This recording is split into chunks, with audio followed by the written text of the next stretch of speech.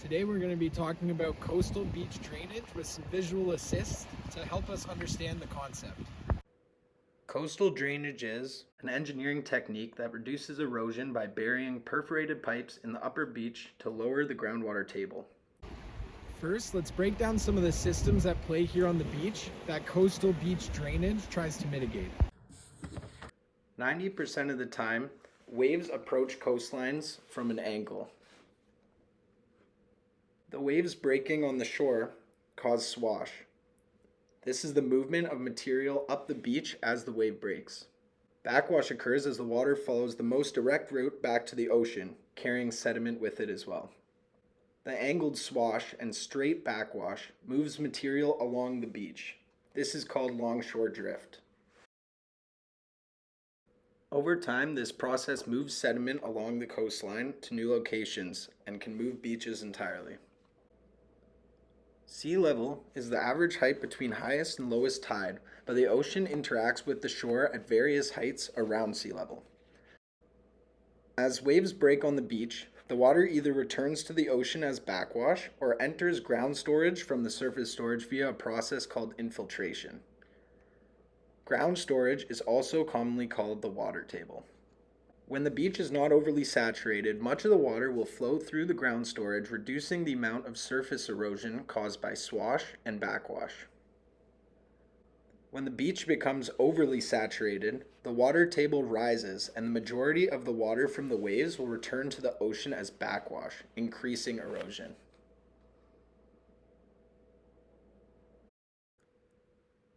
This is where coastal beach drainage comes in. Perforated pipes are buried parallel to the coastline.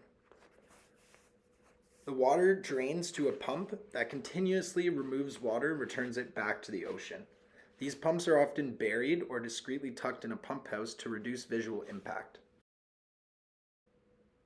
These perforated pipes are buried parallel to the coastline, reducing water saturation in the sand and stabilizing the water table. This enhances wave percolation and encourages sand deposition rather than erosion. Now for some real-world examples. First, a Quai in Somme, France. Complague is a microtidal beach near Somme, France. It is clear in this picture that the beach sand is fully saturated with water. This drainage system was installed in 2008, and there has only been one study in the effects since then.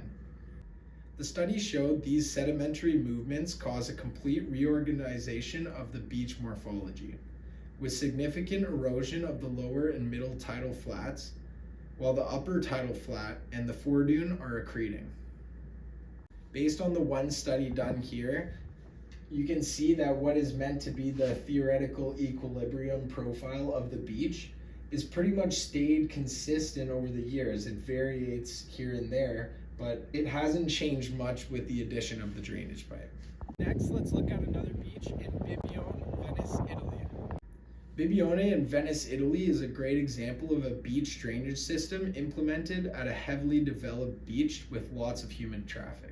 At this location, data was collected more consistently about the effects of the erosion management strategy, and that data also only led to one study of the strategy's effects.